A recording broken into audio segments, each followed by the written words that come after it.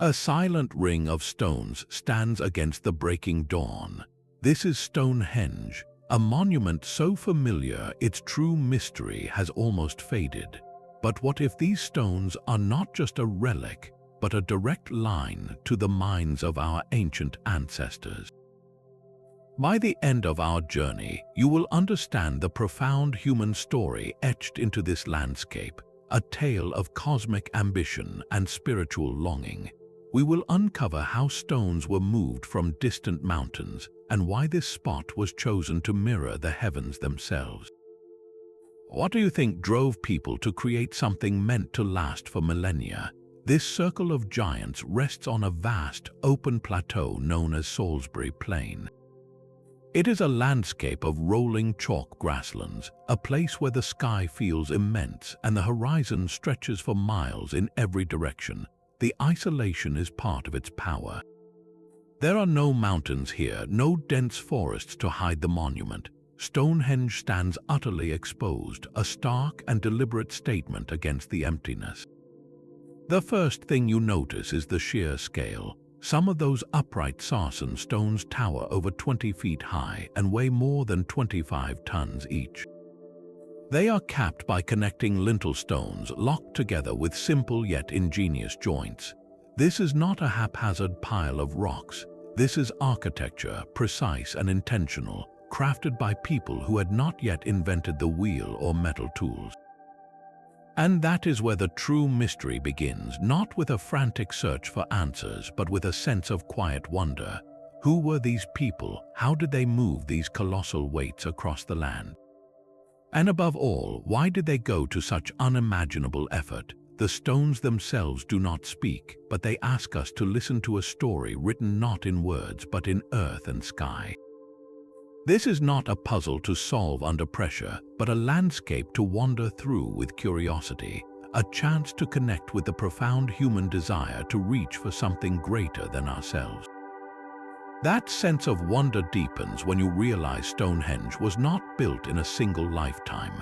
Its creation unfolded over 1,500 years, a span of time longer than the Roman Empire lasted.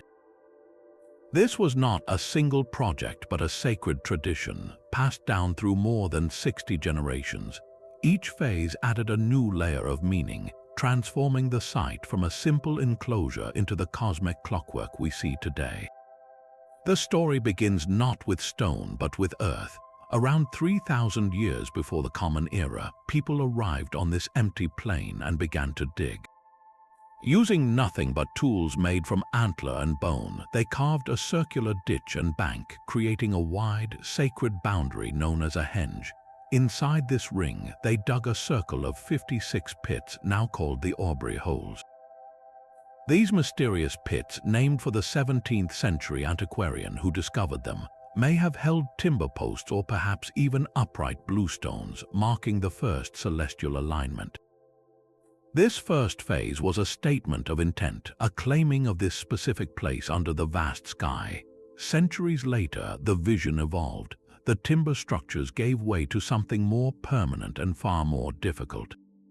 From the Preseli Hills in West Wales, over 150 miles away, came the first bluestones. Each one weighed up to 4 tons. Imagine the commitment it took to move 80 of these stones across mountains, rivers, and valleys. They were likely dragged on sledges and rollers, a journey that would have taken months, if not years. Their arrival marked Phase 2, a monumental shift from wood to stone, anchoring the site's purpose with a physical connection to a distant, spiritually significant landscape. But the most dramatic transformation was yet to come. Around 2,500 years before the Common Era, the site's architects embarked on an engineering project of almost incomprehensible scale. This was Phase 3. From the Marlborough Downs, 20 miles to the north, they quarried the gigantic sarsen stones. The largest of these, the heel stone and the mighty trilithons, were shaped and transported, then raised into position using ropes, wooden frames, and an immense amount of coordinated labor. The precision is staggering. The lintels were locked onto the uprights with mortise and tenon joints, and the entire outer circle was carefully arranged to align with the movements of the sun. This final phase represents the culmination of a millennium and a half of continuous effort. It speaks to a culture with a memory longer than history itself, driven by a purpose so profound it compelled grandparents, parents, and children to work toward a vision only their distant descendants would see completed. What kind of belief system could sustain such a generational dream? Even the most durable dream requires a physical foundation. That foundation, the iconic grey giants of Stonehenge's final form, are the sarsen stones. To stand before one is to confront a simple, staggering fact. Each of these monoliths is a titan, some standing over 20 feet tall and weighing as much as 25 tons, the equivalent of 5 full-grown elephants. For centuries, their exact origin was one of the monument's most persistent secrets. Where did such perfect, colossal blocks come from? The romantic notion was that they were glacial leftovers, stones simply found scattered on the plain. But recent science has delivered a definitive answer, narrowing their source to a specific area known as West Woods, located about 15 miles to the north. This discovery transforms the mystery from a question of where to a far more compelling question of how. 15 miles may not sound far to us, but imagine the task. You are an engineer without wheels, without metal, without draft animals stronger than oxen. You must move a 50,000-pound block of stone across a rolling landscape of chalk hills, through forests and across muddy valleys. Every single step of that journey had to be invented, tested, and executed. The most likely method involved a symphony of human ingenuity. Teams would have prepared a trackway of smoothed logs as rollers. The stone, perhaps secured on a massive wooden sledge, would be inched forward. Ropes made of plant fibers, thick as a man's arm, would be pulled by hundreds of people working in coordinated rhythm. Some researchers suggest a portion of the journey might have used waterways, floating the stones on rafts down gentle rivers to shorten the overland haul. This was not a frantic race, but a slow, deliberate procession, a ritual in itself. The transportation of each sarsen was a monumental achievement of social organization, a testament to a society that could unite around a common, awe-inspiring goal. The stone did not just arrive at the site, it was delivered by the sheer force of collective will. Yet the Sarsens, for all their local grandeur, are not the true wanderers of Stonehenge. That title belongs to the smaller, inner circle of Bluestones. Their journey is the monument's most astonishing geographical riddle. These stones hail from the Preseli Hills in West Wales, a distance of over 140 miles as the crow flies. To put that in perspective, it is farther than the distance from London to Paris. We are not talking about a regional quarry, but a connection to an entirely different land, across a landscape that would have been thick with forests and carved by rivers. The question of how they arrived has sparked debate for generations. One long-held theory is human portage, a Herculean effort where people dragged these 4-ton stones on sledges and rollers the entire way, a journey that could have taken months. Another idea suggests glaciers might have done some of the heavy lifting during the last ice age, depositing bluestone boulders much closer to Salisbury Plain. The most compelling modern theory, however, is a combination, a kind of ancient logistics. Perhaps people used a mix of land and water routes, moving the stones down to the Welsh coast on rollers, then floating them on rafts across the Bristol Channel and up rivers before a final overland trek. Each method represents an epic feat of planning and endurance, but this leads to the deeper question, why? Why go to such extraordinary lengths for these specific stones? The answer may lie in their very essence. The bluestones are not a uniform grey. They are a mix of spotted dolerite and rhyolite, stones that can have a bluish tint when wet or freshly broken, and some even sparkle with embedded crystals. More importantly, the Preseli Hills were a sacred landscape long before Stonehenge was built, rich with ancient springs and ritual sites. There is a compelling theory that these stones were not just building material, but were believed to hold intrinsic power, perhaps even healing properties. Bringing them to Salisbury Plain may have been less about construction and more about a spiritual translocation, an act of bringing the sacred essence of a distant holy mountain to this new center of the world. They were not just rocks to be shaped, but revered ancestors to be escorted on a final, monumental pilgrimage. The true genius of Stonehenge lies not in the silent stones, but in the hands and minds of the people who conceived it. For too long, we have imagined shadowy figures, primitive and superstitious, toiling in the mud. The evidence now reveals a different story, one of a sophisticated and organized late Neolithic society. This was not a culture of isolated survival, but of deep community and shared cosmic vision. They were farmers who understood the rhythms of the earth, cultivating crops and herding animals across the chalk downs.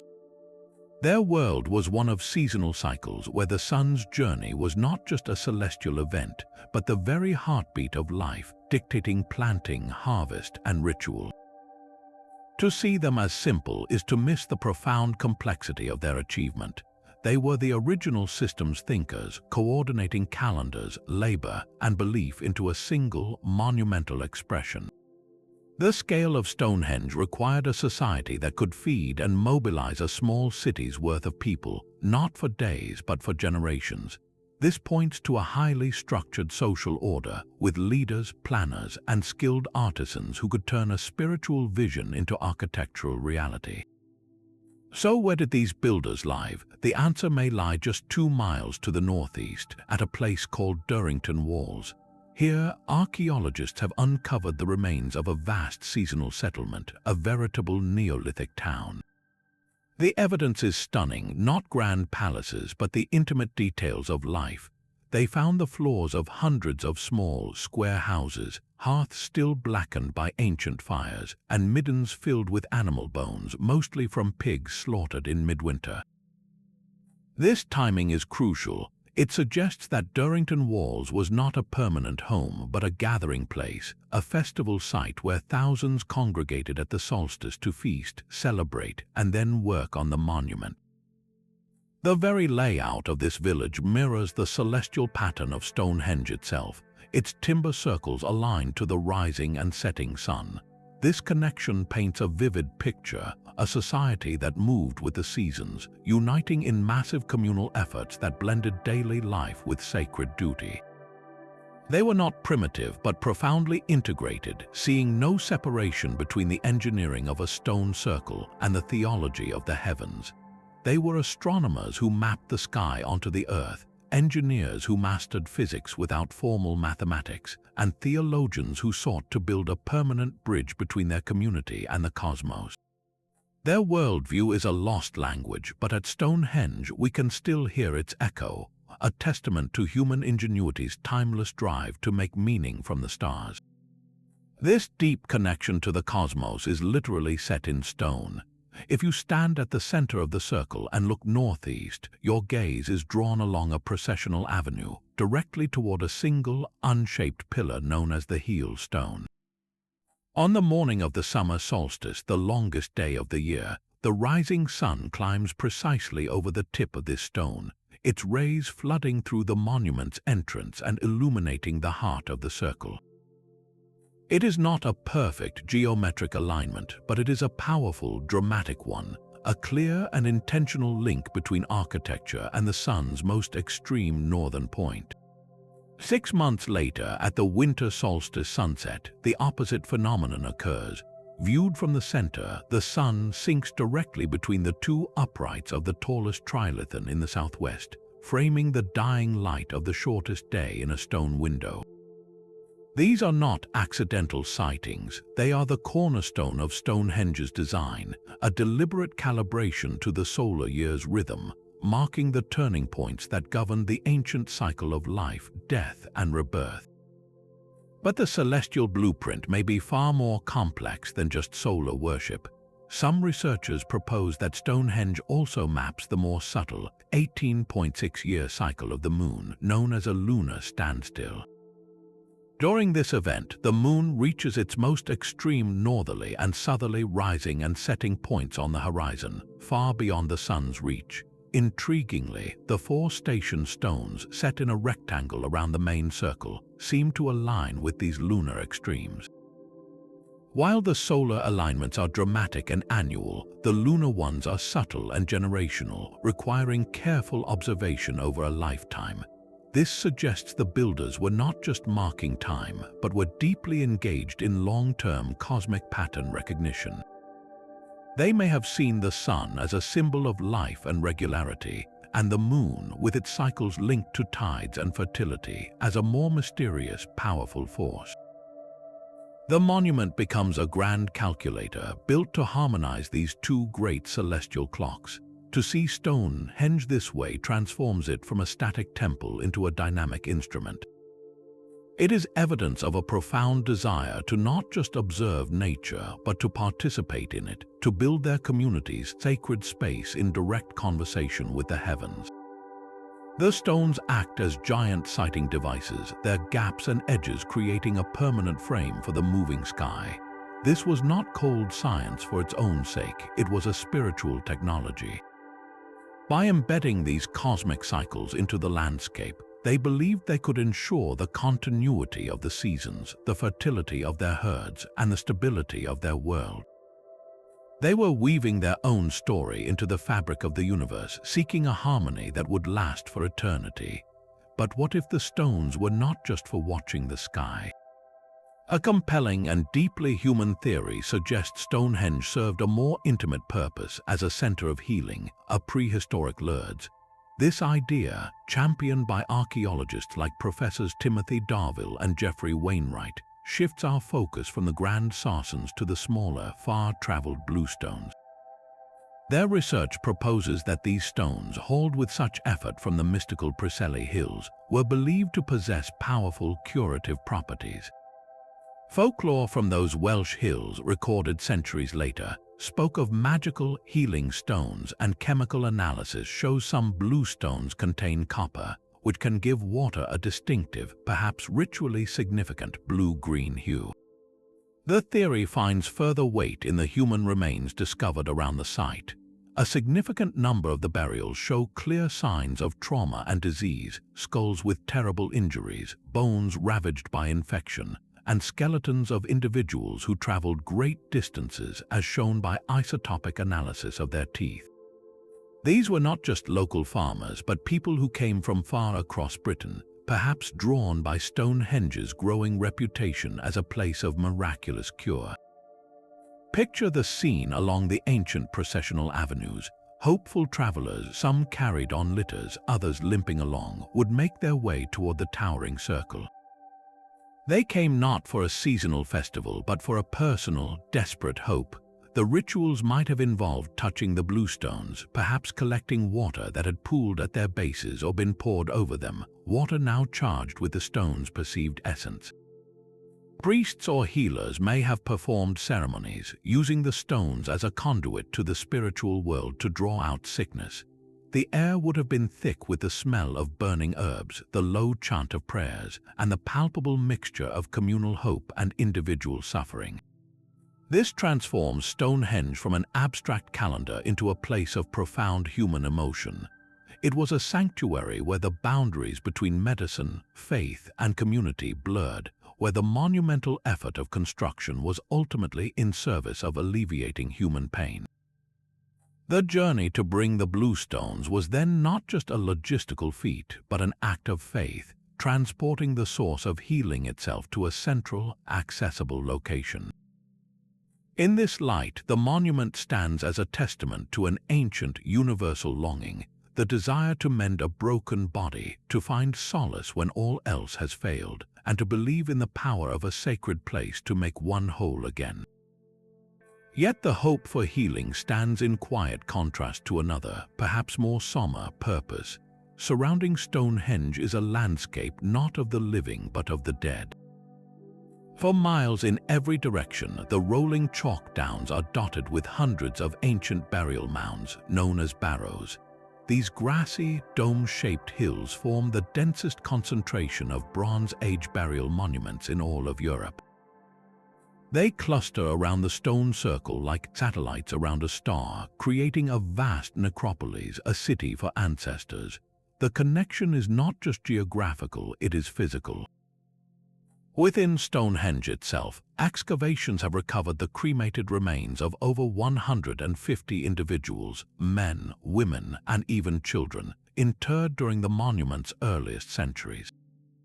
This was not a place visited only by the sick and hopeful, but a final resting place, a repository for the physical essence of the community. This evidence weaves a powerful alternative narrative, the land of the dead hypothesis. In this view, Stonehenge was the eternal, unchanging stone counterpart to the transient world of the living. Just 2 miles away, the vast settlement of Durrington Walls, with its wooden houses and timber circles, represented life, growth, and seasonal change. It was built of organic materials that decay, mirroring the human lifespan. Stonehenge, by stark contrast, was built for permanence. Its sarsens and bluestones were materials of the earth, chosen to endure for millennia, just as the ancestors' spirits were believed to endure. The monument may have served as a gateway or a dwelling place for those spirits, a permanent axis where the living could commune with the dead during key solar events like the solstices. The process of bringing the stones themselves might have been a profound metaphor. The difficult journey of the bluestones from the sacred Preseli Hills could symbolize the soul's arduous journey to the afterlife. Raising the impossibly heavy sarsens and locking them into place was an act of creating an eternal order, a stable cosmos where the ancestors resided in harmony with the celestial cycles.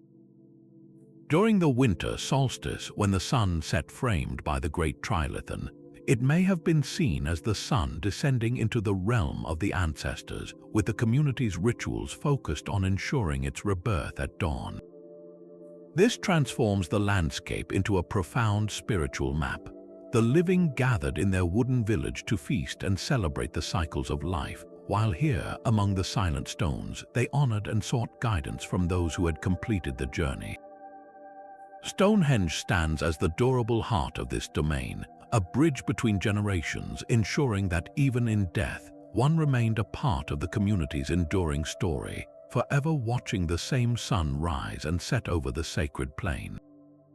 The silent stones may have held another kind of power, one that vibrated through the air itself. Modern researchers have discovered something remarkable about the circle's acoustics.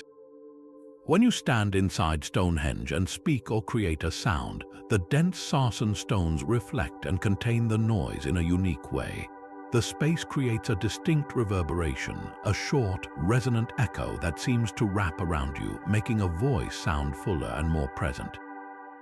This is not an accident of architecture. The careful placement of the massive uprights and their connecting lintels forms a continuous, reflective surface, a kind of prehistoric sound chamber.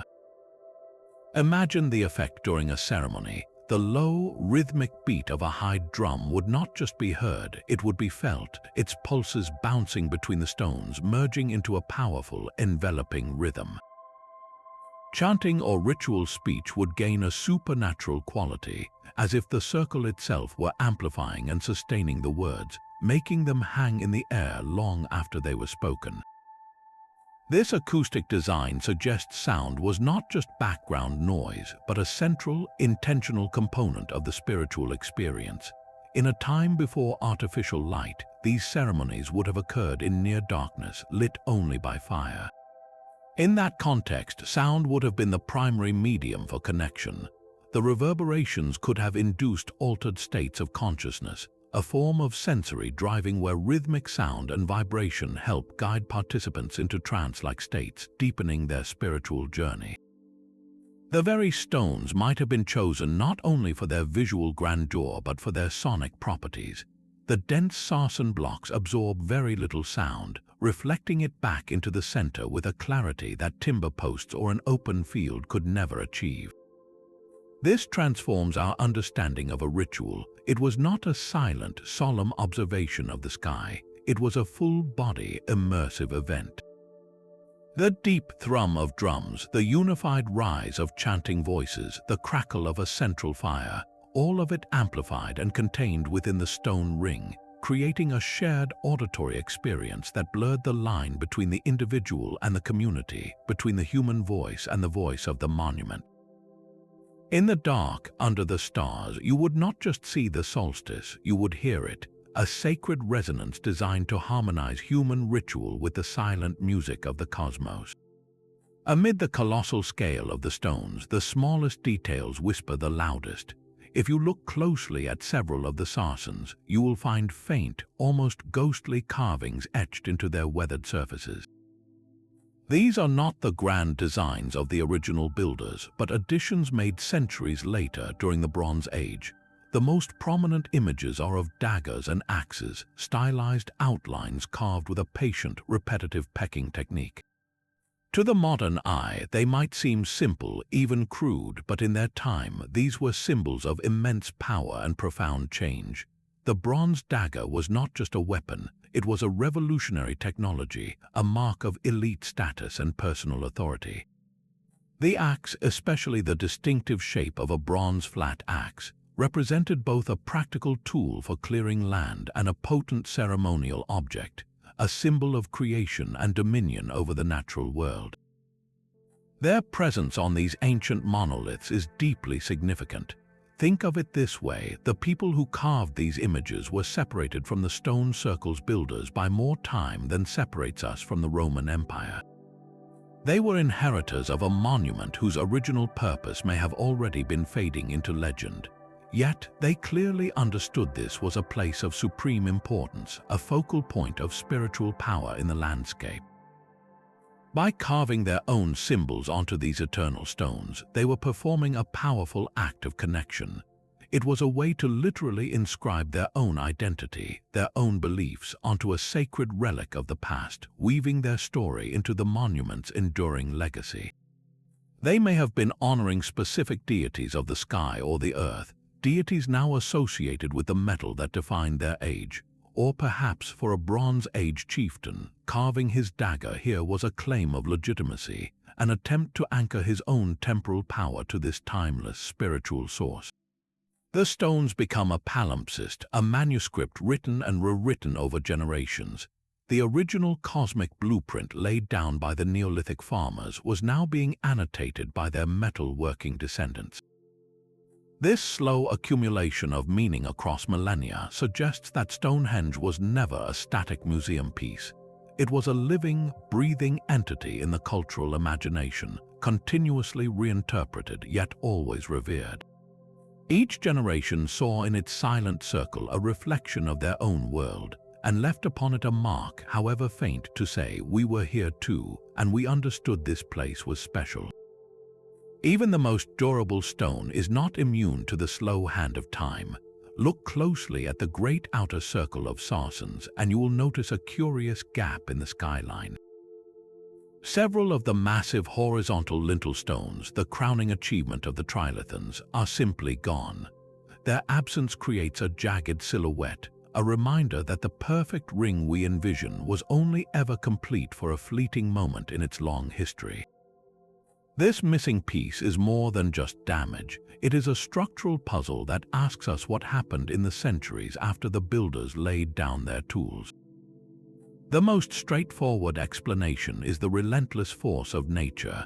Salisbury Plain is exposed, and over thousands of years the stones have endured countless storms.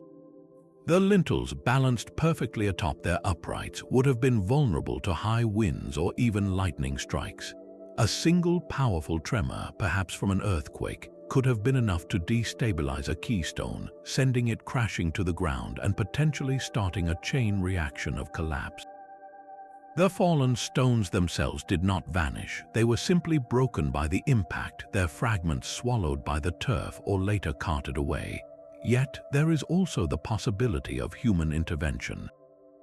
In later periods, Stonehenge was no longer a sacred center, but a convenient quarry. From the Roman era through the medieval period and into the 18th century, local builders prized the sarsen stones for their size and durability. It is documented that people would light fires against the stones to heat them, then pour cold water on the surface to cause them to split, making them easier to transport for bridges, churches, and farmhouse walls. A missing lintel already lying on the ground would have been a prime target, a ready-made slab of premium building material. There is a third, more speculative theory, one of deliberate dismantling. Could a later culture, perhaps with a different religious belief, have sought to deconsecrate the site by carefully taking it apart, stone by sacred stone? While less likely than collapse or scavenging, it speaks to the monument's shifting meaning across the ages. To understand the true loss, we must appreciate the genius of their original placement. Each lintel was not merely balanced, it was locked in place. The builders carved a protruding knob called a tenon on the top of each upright. On the underside of each lintel, they meticulously carved a matching hollow, the mortise. These joints were not rough fits, they were precision engineered.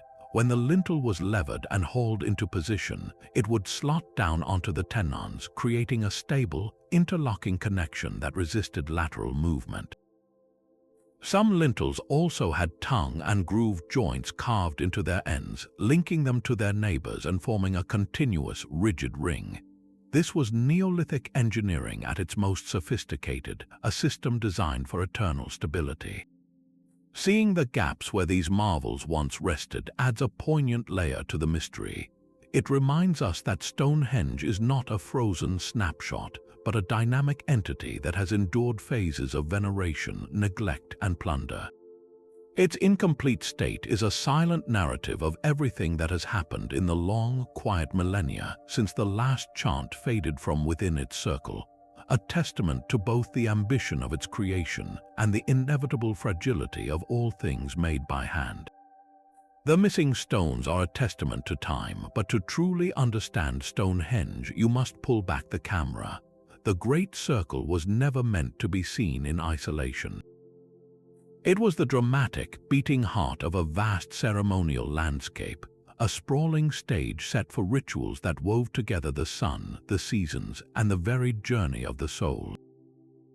This sacred geography turns a single monument into an entire cosmological narrative written across miles of chalk downland.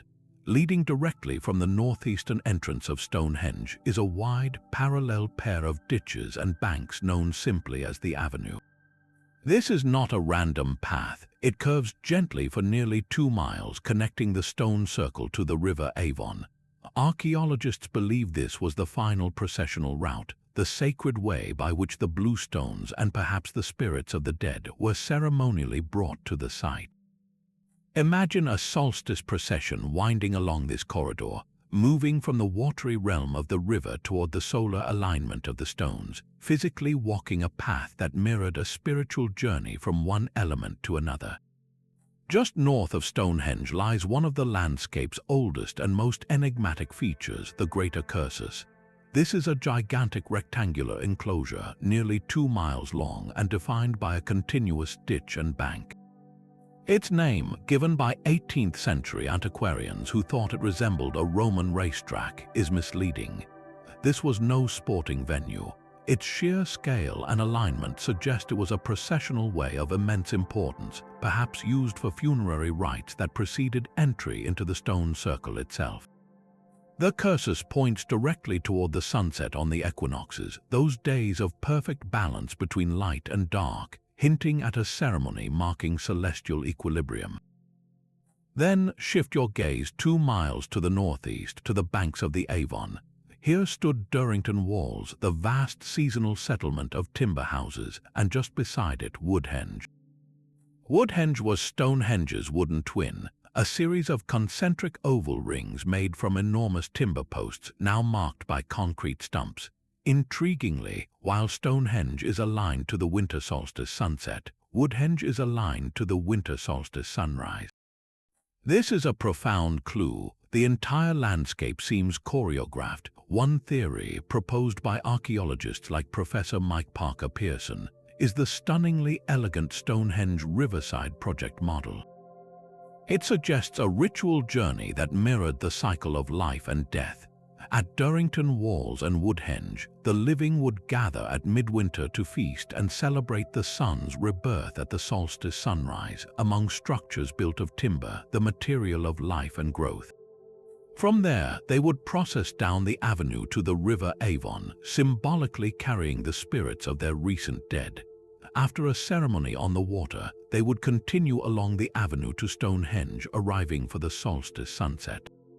There, among the eternal stones in the land of the ancestors, they would commit the dead to the earth as the sun died in the sky, completing the cycle. In this view, the landscape itself becomes a giant ritual machine. The timber monuments for the living, the stone circle for the dead, the river as a boundary between worlds, and the avenues as the connecting threads. Every feature had a purpose in a grand, integrated story that explained the world, a story performed not in a day, but across a sacred geography, binding the community to the cosmos with every step they took. Centuries after the last great stones were raised, a new power arrived on Salisbury Plain. The Roman legions, builders of an empire that stretched from Britain to the Middle East, marched across this ancient landscape. They found Stonehenge already old, a monument whose original creators had vanished into the mists of time. Yet the Romans did not ignore it. Instead, they left their own subtle but telling marks upon the site, adding a fascinating new chapter to its long story. Archaeological excavations have uncovered a quiet trove of Roman-era artifacts scattered around the stones. Coins, mostly low-value bronze pieces minted in the 3rd and 4th centuries, have been found in the soil. Fragments of distinctive red Samian pottery, used for fine tableware, and shards of everyday storage jars lie mixed with the Neolithic flints. This is not the debris of a military camp or a bustling town. It speaks of something more personal, more ritualistic. The most compelling discovery is evidence of small, square structures, perhaps simple wooden shrines or offering platforms, set up just outside the main circle. These were not grand temples in the Roman style, but humble, respectful additions. What were the empire-building Romans doing at this old British ring of stones? They were masters of practical engineering and state religion, yet here, at the edge of their world, they encountered something that defied their usual categories. It seems they recognized Stonehenge as a locus sanctus, a sacred place of immense ancestral power. In their typical pragmatic fashion, they may have sought to co-opt that power, to bind the genius of this local landscape to their own authority. By leaving coins and offerings, they were participating in a tradition far older than their own gods like Jupiter or Mars. They were engaging with the native spirits of the land, a practice common in Roman provinces, where local deities were often merged with the Roman pantheon. Perhaps a Roman soldier far from home came here to seek favor from whatever powerful entity dwelt among these stones. Or maybe a local Briton, now under Roman rule, continued to venerate the site, using the new currency of the empire as their offering. This layer of Roman activity is a powerful testament to Stonehenge's enduring magnetism. It captivated a culture that built the Colosseum and paved roads across continents. To the Romans, it was clearly more than a curious pile of rocks. It was a place where the veil between worlds felt thin, a spiritual landmark so potent it demanded acknowledgement, even from the conquerors of the world. This continuity of reverence, stretching from the Neolithic farmers to the Bronze Age metalworkers and now to the Roman colonists, reveals a fundamental truth. Stonehenge's true power was not in its original, forgotten purpose, but in its endless ability to inspire awe, to compel every generation that found it standing silent on the plain to pause, wonder, and leave a piece of themselves behind. The Romans left their coins, but the centuries that followed saw the stones cloaked in a new kind of magic. As the medieval mind grappled with the colossal ruins, history gave way to legend, and the architects of Stonehenge became figures of myth and wonder. In a world without archaeology, the only explanation for such an impossible feat was supernatural power. The most famous of these tales comes from the 12th century, penned by the chronicler Geoffrey of Monmouth. In his History of the Kings of Britain, he presents a story both charming and grand. According to Geoffrey, the stones were originally a healing circle known as the Giant's Dance, located in Ireland. They were brought to Salisbury Plain by the wizard Merlin, advisor to King Aurelius Ambrosius, who sought to build a fitting memorial for British nobles treacherously slain by Saxons. Using his arcane arts, Merlin dismantled the stones and had them transported across the sea by a mighty fleet, then magically reassembled them on the plain as a monument to the dead. This narrative is a brilliant medieval solution to the twin mysteries of origin and purpose. It explained how the stones moved, attributing it to magic. It explained why they were there, framing it as a noble war memorial, and it connected the site to the potent, popular figure of Merlin, rooting British heritage in a mystical, heroic past. But Merlin was not the only candidate in folklore. Other tales spoke of giants, the only beings thought strong enough to handle such monoliths.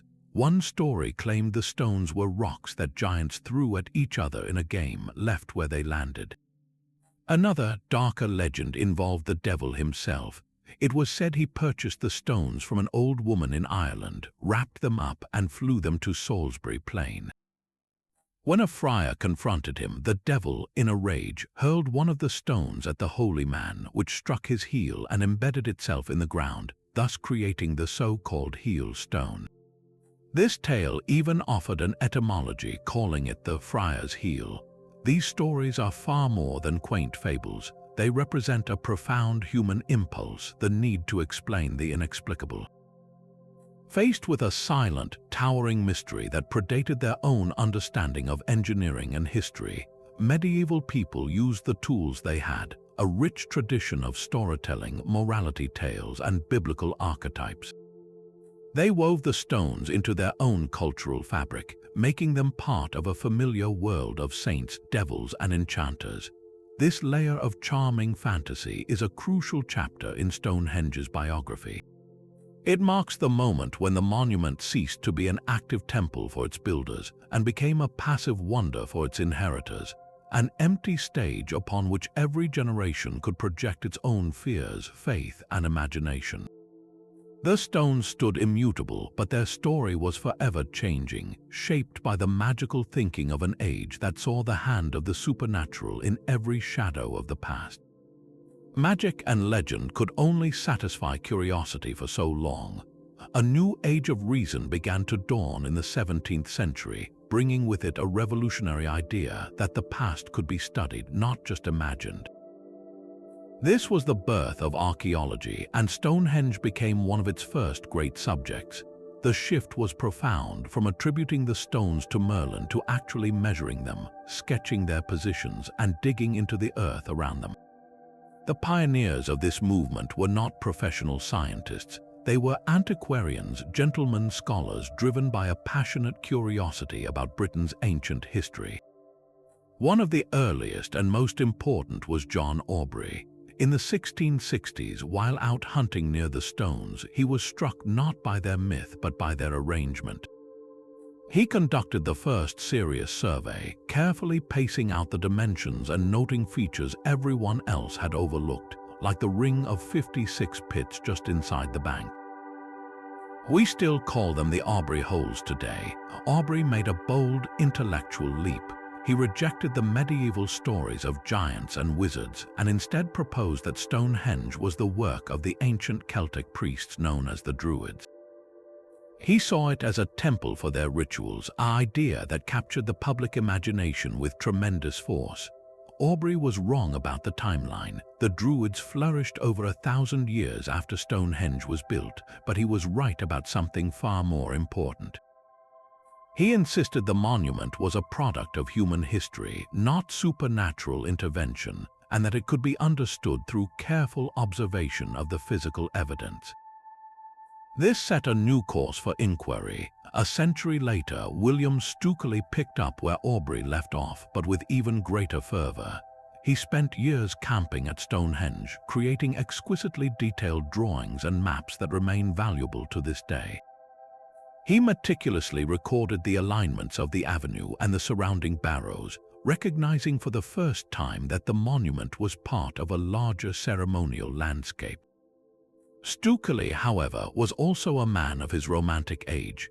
He became utterly convinced of the Druid connection, weaving elaborate theories about their lost wisdom and portraying them as noble pagan philosophers. His influential book, published in 1740, literally titled Stonehenge, a temple restored to the British Druids, cemented this incorrect but powerful association in the public mind for generations. This was the double-edged sword of early archaeology, a vital step toward science, yet still tangled in romantic speculation. These men, for all their mistakes, changed everything. They replaced the devil and the wizard with the priest and the astronomer. They traded legend for measurement, even if their interpretations were often flights of fancy. They began the slow, painstaking work of turning a monument of myth into a site of study, setting the stage for the meticulous excavations and scientific analyses that would follow in the centuries to come. Their work marks the moment we began to ask not who could have built it, but who did build it and how and why, launching a search for truth that continues to this very day. The careful measurements of the antiquarians paved the way for something more invasive, the trowel and the trench. The 20th century brought a new era of investigation to Stonehenge, one driven by systematic excavation. It was a time of great discovery, but also of methods that would make a modern archaeologist wince. The most extensive of these early digs was led by a man named William Hawley.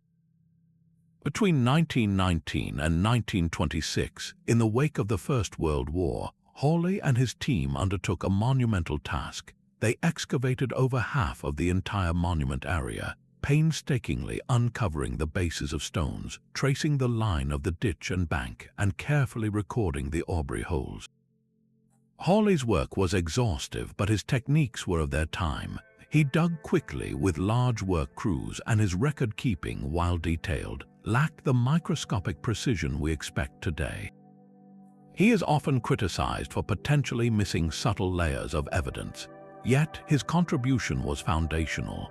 It was Hawley who first clearly demonstrated that Stonehenge was built in distinct stages, recognizing that the bluestones had been rearranged multiple times over the centuries. He provided the first solid, physical evidence that this was not a single event, but a long, evolving story written in soil and stone. The baton was then passed to Richard Atkinson, who, from the 1950s through the 1970s, became the public face of Stonehenge archaeology. Atkinson built directly on Hawley's work, but with a more refined approach and a flair for public communication. His excavations, though still large-scale by today's standards, were more careful. He is credited with solidifying the three-phase construction model that became the standard narrative for decades, the sequence of earthwork, bluestone, and sarsen. Atkinson also made one of the site's most famous and tantalizing discoveries. While cleaning a fallen sarsen stone in 1953, he noticed a faint carving on its underside, invisible when the stone was upright. It was the outline of a dagger and several axe heads, Bronze Age symbols etched into the Neolithic monolith. This find was a powerful reminder that the monument's story continued long after its builders were gone. Atkinson, with his books and television appearances, did more than anyone to popularize a scientific understanding of Stonehenge, moving it firmly from the realm of Druidic fantasy into the realm of archaeological fact. But the most visible change to Stonehenge in the modern era came not from a trowel but from a crane. In 1958, a major restoration project was undertaken. One of the great outer trilithons, which had fallen centuries earlier, was to be re-erected. The massive upright and its lintel were carefully lifted and set into new, deep concrete foundations to ensure their stability for centuries to come.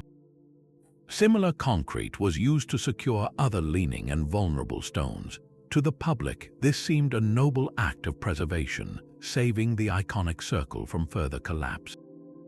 Within archaeological and conservation circles, however, it sparked a fierce and enduring debate. critics argued that this intervention fundamentally altered the site's authenticity. The fallen trilithon had been a genuine historical state, a testament to the passage of time and the forces of nature. By re-erecting it, they created a modern interpretation of the past, a version of Stonehenge that was partially reconstructed, not purely ancient. The concrete bases, while hidden, represented a permanent 20th century addition to a prehistoric monument. This debate forced a crucial question: are we preserving a relic or curating an experience? The work of Hawley and Atkinson had unearthed the timeline, but this restoration project highlighted a new dilemma. As we uncover the past, how much of our own present do we embed within it? The stones now stand secure, but their footing is a blend of ancient sarsen and modern cement, a physical symbol of the ongoing challenge of holding history in our hands. The concrete poured in the 1950s was meant to preserve the past, but the real revolution in understanding would come from technology that sees right through the earth. Today, archaeologists wield tools that feel closer to science fiction, allowing them to map the secrets buried beneath Salisbury Plain without ever breaking the ground. This modern toolkit has transformed Stonehenge from a solitary monument into the bustling heart of a lost ceremonial complex. The most powerful of these tools is ground-penetrating radar. Think of it as a kind of subterranean sonar. Researchers slowly drag a sled across the grass, sending pulses of energy deep into the soil. These pulses bounce back, creating detailed three-dimensional maps of what lies hidden below. It is like giving the landscape an X-ray. Through this quiet, methodical scanning, the empty fields around the stones have begun to whisper. The radar has revealed a stunning network of previously unknown features, a ghostly imprint of Neolithic activity. They have detected the outlines of massive pits that may have held towering timber posts, forming structures even larger than Woodhenge. They have traced the subtle, eroded path of the avenue beyond where the eye can see, confirming its route to the river. Most astonishingly, they have found evidence of what appear to be the foundations of other, smaller stone circles, dismantled millennia ago, their stones perhaps taken for other buildings or simply buried by time. Alongside radar, another technology paints the landscape from above, LiDAR. Mounted on aircraft, LiDAR uses laser pulses to strip away the vegetation, creating a hyper-accurate digital model of the ground surface. From this bird's eye view, the human hand on the land becomes unmistakable. Ancient processional routes, long plowed flat and invisible from the ground, appear as faint, straight lines cutting across the downs. Dozens of previously unknown burial mounds emerge from the shadows of forests. Even the wear patterns of countless ancient feet become visible, showing where people congregated and moved. But the science does not stop with shapes and structures. Researchers now perform delicate chemical analysis on the very soil itself. By taking tiny core samples, they can detect millennia-old traces of human activity, invisible to the naked eye. They search for spikes in phosphorus, a key indicator of decayed organic matter and waste, which can pinpoint the exact locations of ancient feasting or settlement areas. They analyze microscopic particles to understand what plants grew there and how the land was used. This suite of non-invasive techniques has rewritten the guidebook. We are no longer just studying Stonehenge, we are studying its entire ecosystem. Each hidden pit, each buried post hole, is a data point in a vast social and ritual network. The emerging picture is one of incredible, sustained activity, a landscape constantly being reshaped for ceremony over thousands of years. The Great Stone Circle was not an isolated temple, but the most durable piece of a vast and dynamic sacred machine. And this is the most thrilling realization of all. Despite centuries of study, the ground is still talking. Every new survey hints at more features waiting to be discovered. The story of Stonehenge is not a closed book, but a manuscript where we are just now learning to read the invisible ink. The ground-penetrating radar reveals hidden patterns, but to understand the Bluestones' journey, you must start where it began. High in the misty Preseli Hills of West Wales, recent archaeology has uncovered the very workshops of the Stonehenge builders. At quarries like Carn Godog and Craig Rose Y Felin, researchers have found not just suggestive evidence, but the undeniable physical fingerprints of Neolithic labor. Wedged into cracks in the rock face, they discovered simple yet effective stone tools, hammerstones made of hard rock used to pound and shape the softer bluestone pillars. They uncovered earthen platforms and trackways, carefully built ramps of soil and stone that served as workbenches and loading docks. Most telling of all are the extraction scars on the cliff faces, the negative spaces where monoliths were expertly pried loose, leaving behind a perfect bluestone-shaped void in the rock. This is not a landscape that simply provided stone. It was an active, organized industrial site, humming with activity for generations. The dating of these quarries has delivered a chronological shock. Organic material preserved in the construction layers of those loading platforms, charcoal from ancient fires and nutshells from workers' meals, has been radiocarbon dated. The results point to quarrying activity around 3,400 years before the Common Era.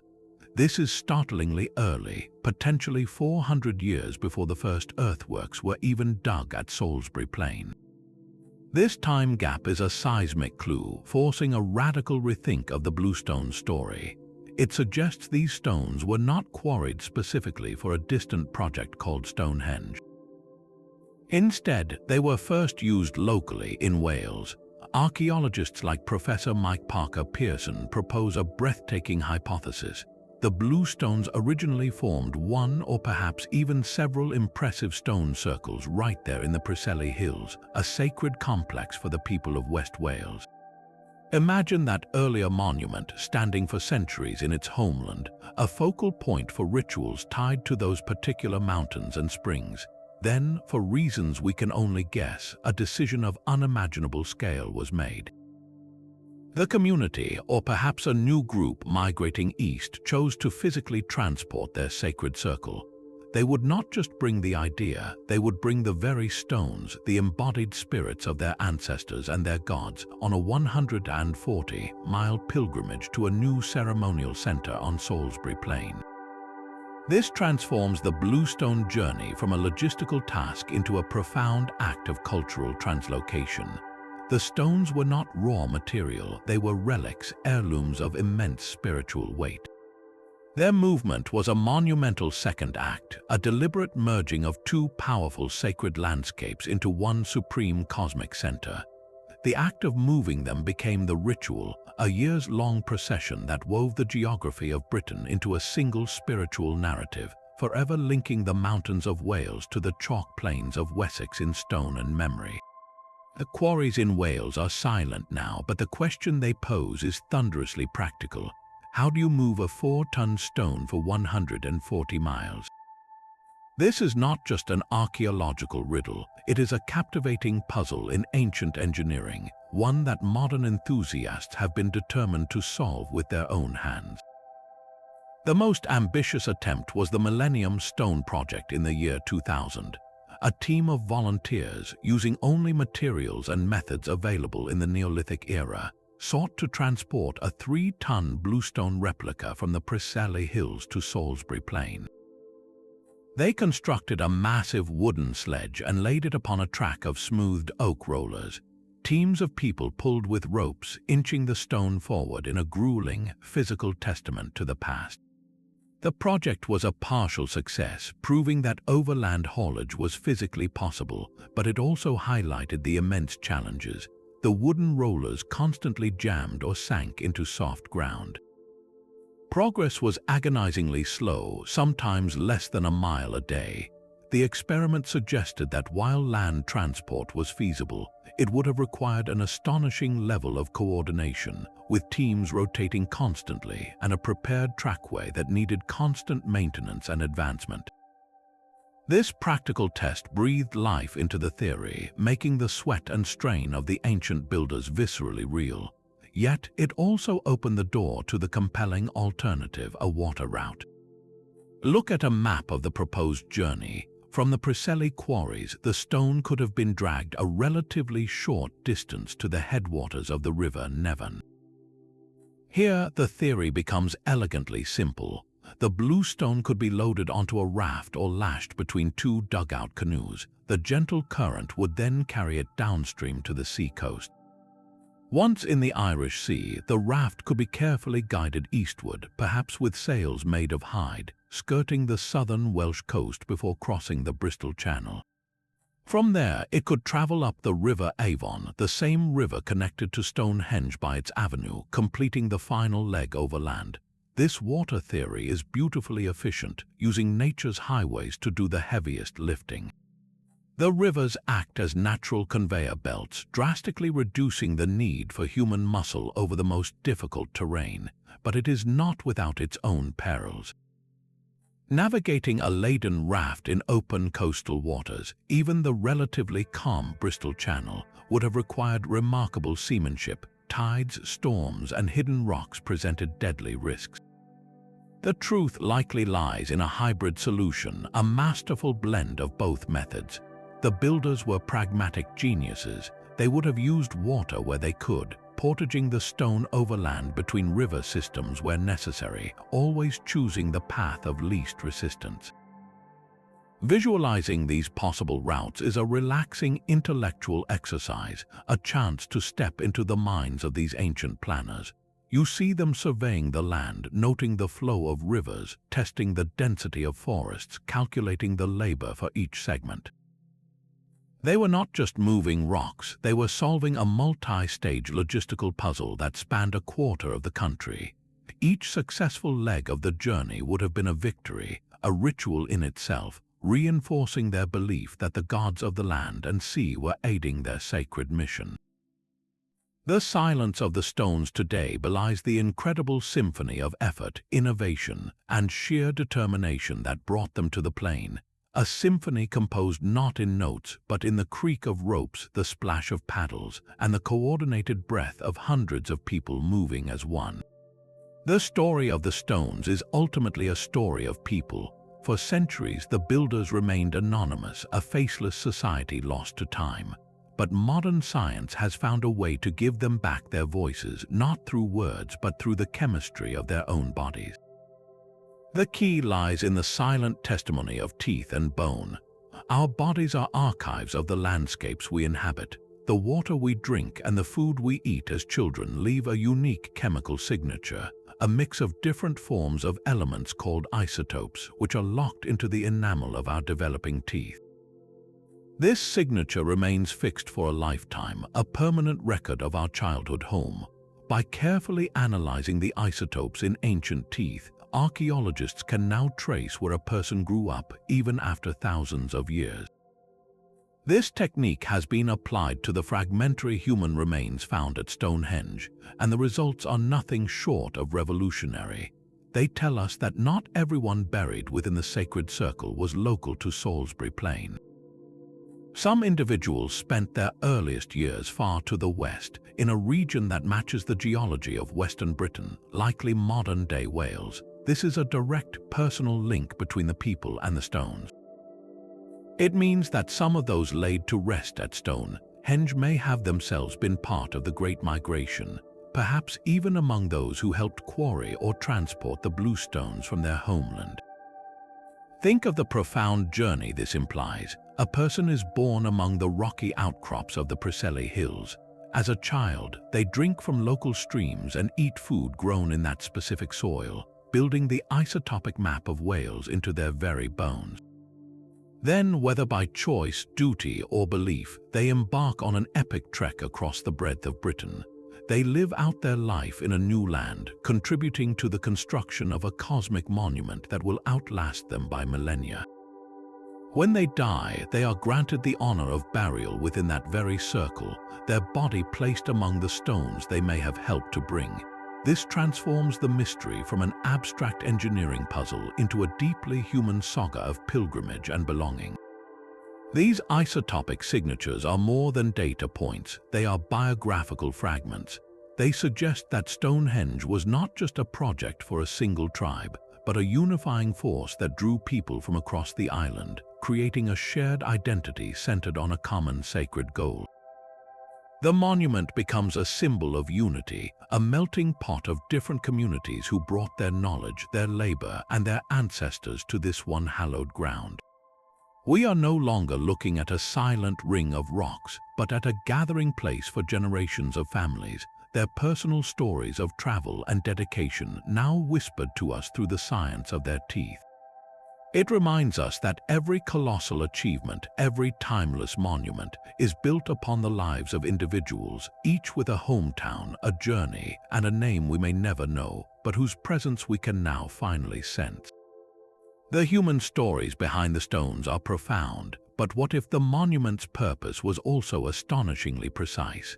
A bold new theory suggests the Sarsen circle is more than a temple. It is a giant stone calendar, meticulously engineered to track the solar year. Archaeologist Timothy Darville has proposed a mathematical model where the architecture encodes a 365, 25-day year, the same basis for our modern calendar. He points to the 30 upright stones of the outer Sarsen circle, which could represent the 30 days in an average month. Inside this ring stand the 5 great trilithons, their distinctive 3 stone arches perhaps symbolizing the 5 extra days needed to reconcile the lunar month with the solar year. This would give a total of 365 distinct units. The final quarter day, the crucial fraction that keeps a calendar in sync with the seasons over centuries, might be accounted for by the arrangement of the 4 station stones marking the annual adjustment.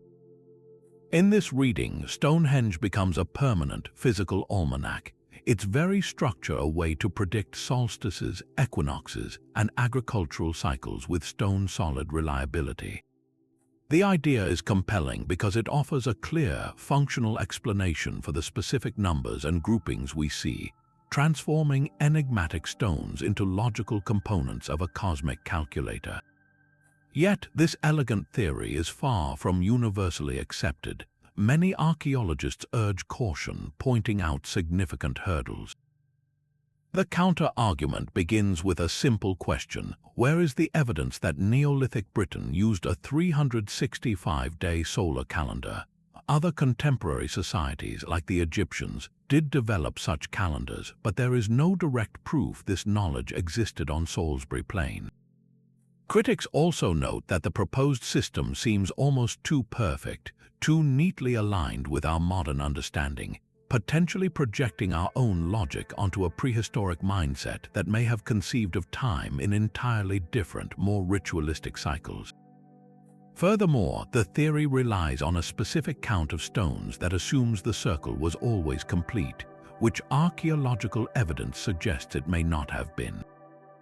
Could a society capable of such precise astronomy really need a giant, immovable stone calendar rather than a simpler system of wooden markers? The debate is a fascinating glimpse into how we interpret the past.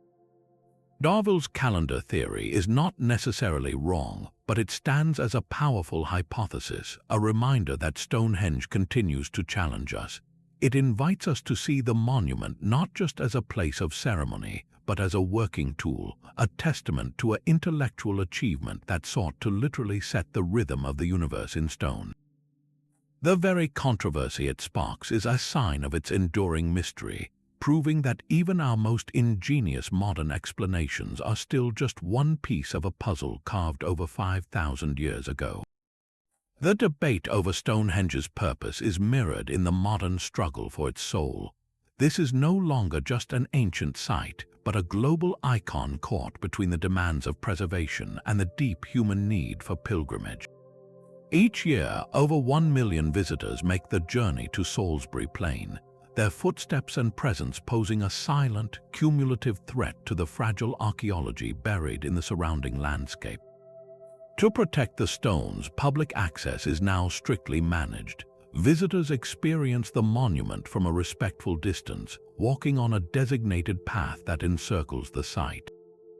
The days of touching the stones or wandering freely among the trilithons are long gone. a necessary sacrifice to ensure this wonder survives for future generations. Yet, this very protection creates a barrier, both physical and emotional, between the modern seeker and the ancient mystery. The constant hum of traffic from the nearby 303 road, a major trunk route that runs unbelievably close to the monument, further disrupts the atmosphere, shattering the silence with the sound of the 21st century. For decades, the proposed solution was a massive engineering project, a 2-mile road tunnel intended to bury the traffic and restore the ancient landscape's tranquility.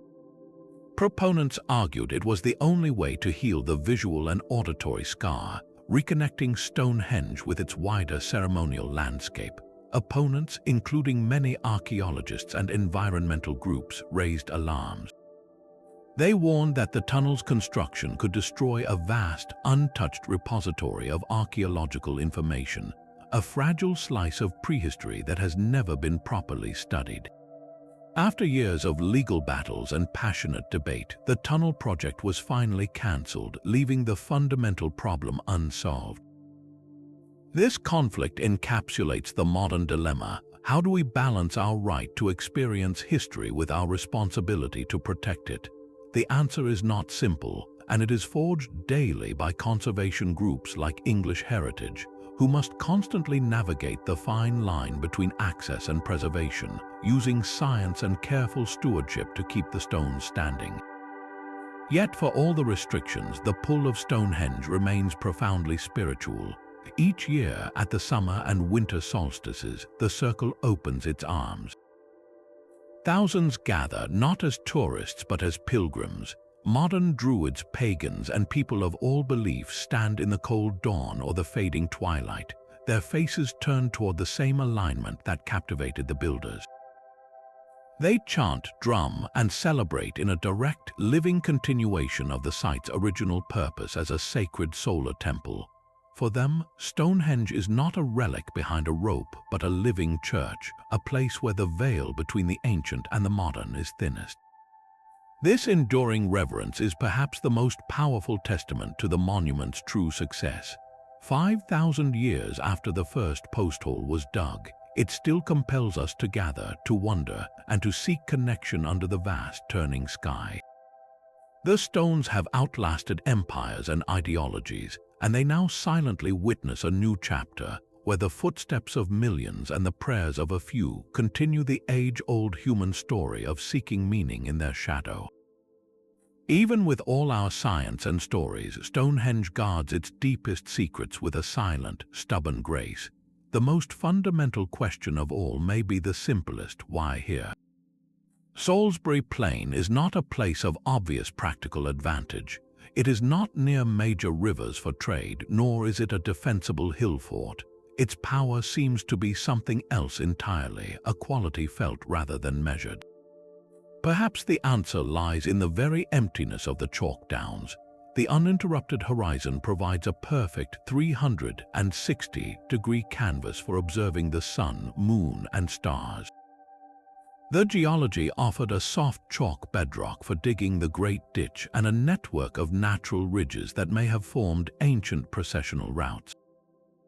Some researchers suggest the site was already a sacred gathering place long before the first stone arrived, marked by natural features or ancestral burials that drew people for generations. The location feels chosen not for convenience but for a profound sense of rightness, a place where the sky truly met the earth, making it the perfect stage for a cosmic drama. We can map the alignments and count the stones, but the precise nature of the rituals performed there remains locked in time. What songs were sung? What prayers were offered? Were they solemn, communal chants for the sun's return at midwinter, or ecstatic, rhythmic ceremonies fueled by the monument's own acoustics? Did priests clad in animal skins enact symbolic battles between light and dark? Were the ceremonies filled with hope for healing or heavy with the grief of burying the dead? The artifacts are frustratingly silent on these details. A few animal bones, some scattered antler picks, and the cremated remains hint at activities but not their emotional texture. The rituals were likely as varied as the phases of construction themselves, evolving from simple gatherings at timber posts to grand, orchestrated processions involving thousands. This lack of a definitive script is not a failure of archaeology, but an invitation. It allows us to understand that the true experience was ephemeral, a living moment of smoke, sound, and shared belief that rose into the sky and vanished, leaving only the stones as witness. This leads to the greatest synthesis of all. Was Stonehenge built for one primary purpose, or was it always an evolving symbol?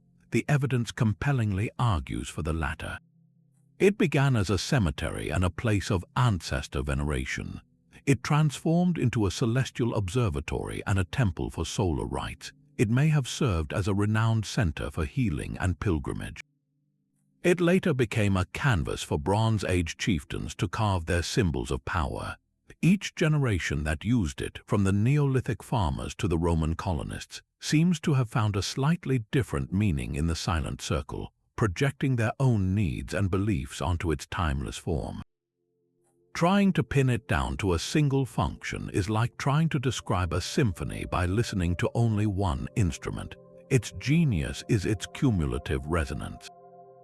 It was, and is, all of these things, a layered testament to the changing yet constant human search for order, meaning, and connection to forces greater than ourselves. And so we must admit that definitive, final answers may always elude us. The builders left no written records, only a monumental question in stone.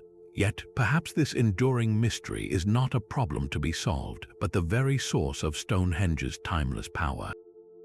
If we knew all the answers, if we could definitively say, this is exactly what it was and why, would it captivate us so deeply?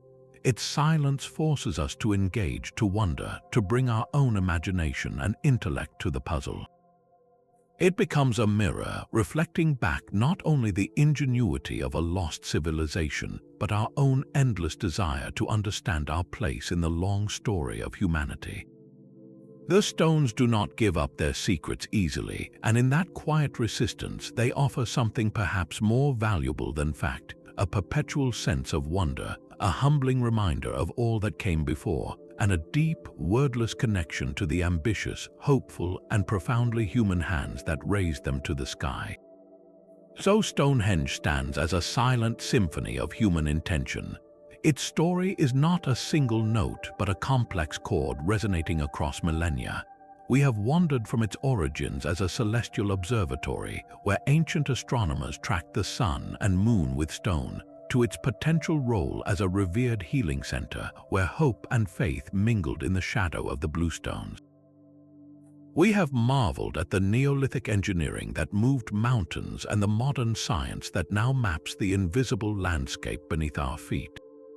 This journey has been one of deep relaxation, not because the answers are simple, but because the exploration itself connects us to something profound, the timeless human urge to build meaning, to seek harmony with the cosmos, and to leave a mark that whispers to the future. As the sun dips toward the horizon on a winter's evening, its last light catches the edges of the great sarsens, setting them ablaze for a fleeting moment before the landscape sinks into twilight blue. The stones do not yield their final secrets, and perhaps they never will, but that is their greatest gift. They invite us to embrace the mystery, to find calm in the contemplation of a puzzle 5,000 years in the making. Carry this sense of serene wonder with you. Let it remind you to look for history's quiet secrets in your own world, to appreciate the enduring stories etched into the land and sky around you. For more journeys into the deep past, subscribe and join us as we continue to explore the shadows and stories that shape our understanding of who we are.